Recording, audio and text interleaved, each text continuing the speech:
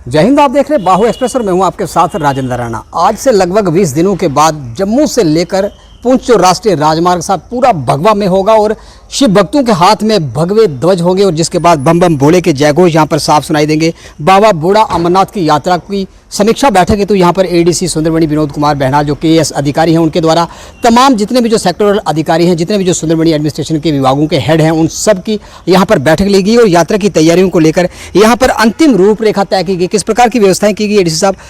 यात्रा बूढ़ा अमरनाथ यात्रा जो देश भर से बाबा भोलेनाथ के जो दर्शन के लिए जम्मू कश्मीर के अंदर श्रद्धालु आएंगे, किस प्रकार की व्यवस्था सुंदरबनी में उनको पहले पड़ाव में मिलेगी? देखिए 28 से यात्रा बूढ़ा अमरनाथ शुरू हो रही है। इस सिलसिले में हमने जितने भी सेक्टरल अफसरान की आज मीटिंग मुनक्कद की उसमें उनको हिदायत दी गई कि क्योंकि ये जो रजौरी का ये गेटवे है और यहाँ पे हमने उनका भव्य स्वागत करना, जब हमारी यात्रा ये कि 3 साल के बाद शुरू हो रही है कि पहले हम कर नहीं पा रहे क्योंकि कोरोना वायरस था, बहुत दिक्कतें थी। आज हमें जो ऊपर वाले ने अवसर दिया है तो मैंने सब डिपार्टमेंट के लोगों को और जितने भी हमारे विश्व हिंदू परिषद के या जितने भी सदस्य माननीय यहाँ पे उपस्थित थे और जो भी हमने निर्णय लिए कि जैसे पानी रहने की व्यवस्था, खाने पीने की और बिल्कुल फ्री मतलब मिले और कोशिश करेंगे हम इनको साफ़ सफाई अच्छा माहौल यात्रु को दिया जाए और पूरे तरीके से उनको गाइड किया और जहाँ पे कोई हरासमेंट ना हो किसी को यात्रु को। तो इस सिलसिले में हमने पूरे सिक्योरिटी पॉइंट ऑफ व्यू देख करके सारे हमने डिपार्टमेंट को मोबिलाइज़ किया और यही कहा कि आप 28 तारीख से पहले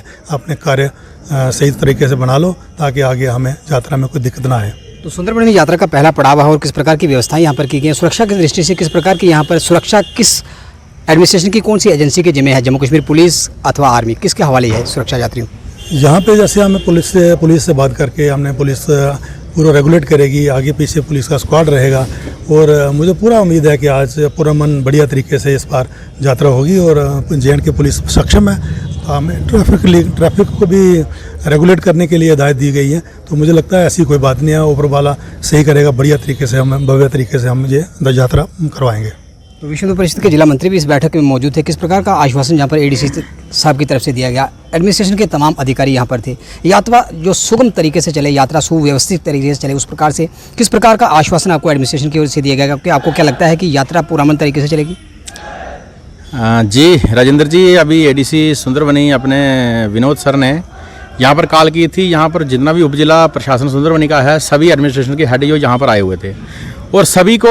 माननीय एडीसी सर ने क्लियर डायरेक्शन दी है कि यात्रा में किसी प्रकार की कोताही, जो चाहे वो जल शक्ति मिशन का मामला हो, चाहे वो सुरक्षा का मामला हो, चाहे वो एग्रीकल्चर का मामला हो, म्यूनसिपलिटी का हो, तो यहाँ हर प्रकार का जो व्यवस्था है वो अच्छे ढंग से करने की यहाँ पर आश्वासन एडीसी सर की तरफ से हम सबको मिला है। तो इसलिए हम विश्व हिंदू परिषद, बजरंग दल और जो बाबा बूढ़ा अमरनाथ यात्रा समिति है उनकी तरफ से एडीसी साहब का धन्यवाद करते हैं और हमें ऐसी अपेक्षा है कि आने वाले समय में जो पूरे देश भर से यात्री यहाँ 28 जुलाई से लेकर 8 अगस्त तक ये यात्रा लगभग 10 दिनों की है, ये 10 दिनों की चलेगी और पूरे देश भर से यात्री जो है पूरे बाबा भोलेनाथ के दर्शनों के लिए, बाबा बूढ़ा अमरनाथ चट्टानी के दर्शनों के लिए यहाँ सुंदरबनी से होते हुए पुंछ की पावन धरती पर पहुँचेंगे। तो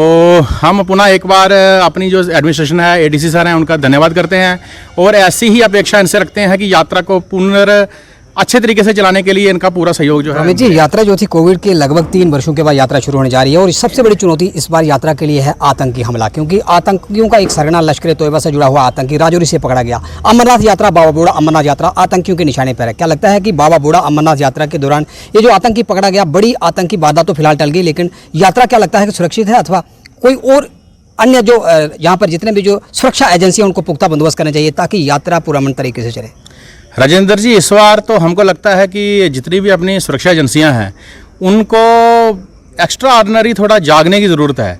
क्योंकि अभी हमें पहले तो ऐसा होता था कि आतंकी घटना होगी, कहीं बाहर से आतंकी इन्फिल्ट्रेशन होगी, वहाँ से अंदर आएंगे तो यहाँ पर हमला करेंगे।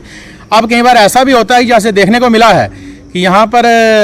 कई सारी पार्टियों के साथ सदस्यता लेकर कुछ लोग ऐसे हैं जो अपना जो उनका लक्ष्य होता है उस लक्ष्य को पूरा करने के लिए वो किसी भी हद तक जा सकते हैं, वो किसी भी स्टेज में जाकर अपना फ़ोटो खिंचवा सकते हैं। हमने बहुत कुछ ये पिछले दिनों में देखा है और यहाँ पर भी हमने अपने प्रशासन को आग्रह किया है कि जितने भी यहाँ पर अवैध रेडियों वाले हैं, यहाँ फड़ियों वाले हैं, यहाँ रोहिंग्यास हैं, जो लोग जो वहाँ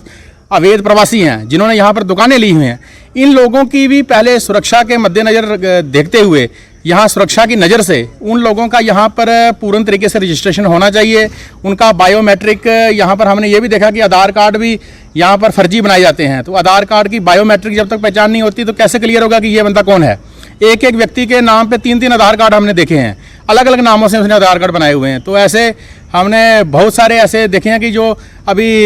यहाँ सफाई के नाम से, चाहे प्लास्टिक इकट्ठा करने के नाम से, चाहे लोहा इकट्ठा करने के नाम से आजकल वो लोग घर घर में घूम रहे हैं। और ऐसा भी हो सकता है कि वो लोग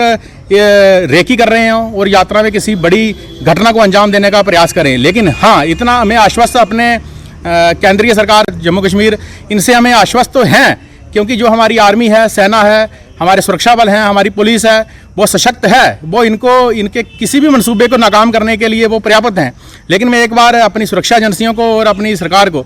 और ये भी कहना चाहूँगा कि इस बार थोड़ा अलग से इस चीज़ के ऊपर नज़र रखने की ज़रूरत है। और यात्रा जब यहाँ से जाएगी तो सुरक्षा के नज़रिए से पूरा ध्यान जो ज़्यादा रखने की ज़रूरत है। तो बाबा बूढ़ा अमरनाथ के जो श्रद्धालु यहाँ पर आएंगे, आस्था के आगे किसी भी चुनौती को स्वीकार करने के लिए बाबा भोलेनाथ के जो भक्त हैं वह तैयार हैं। लेकिन सबसे बड़ी चुनौती इस बार की बाबा बूढ़ा अमरनाथ यात्रा की है वह आतंकी हमला, क्योंकि लश्कर तोयबा का सरगना और जिला राजौरी का ही रहने वाला तालिब हुसैन, जो कि भारतीय जनता पार्टी का नेता भी बताया जा रहा है, उसके बाद वह पत्रकार बना और पत्रकार बनने के बाद उसका जो मंसूबा था उस मंसूबे में काफ़ी हद तक वह कामयाबी रहा। फिलहाल वह पुलिस की गिरफ्त में है और आतंकी वारदात जम्मू कश्मीर के अंदर बाबा बूढ़ा अमरनाथ की यात्रा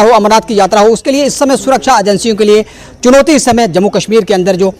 आंतरिक जो समाज था वह आतंकियों का इस समय सहयोगी बना हुआ है। ये चुनौती इस समय जम्मू कश्मीर के अंदर है। अब देखते हैं कि बाबा बूढ़ा अमरनाथ की यात्रा किस प्रकार, भव्य समारोह यहाँ पर बाबा बूढ़ा अमरनाथ के श्रद्धालुओं के लिए किस प्रकार से एडमिनिस्ट्रेशन की ओर से, विश्व हिंदू परिषद, बजरंग दल की ओर से किस प्रकार की तैयारी की जाती है, आने वाले दिनों में देखना दिलचस्प होगा। और अगर आप भी जम्मू कश्मीर के अंदर बाबा बूढ़ा अमरनाथ के दर्शन के लिए आना चाहते हैं तो 28 तारीख से लेकर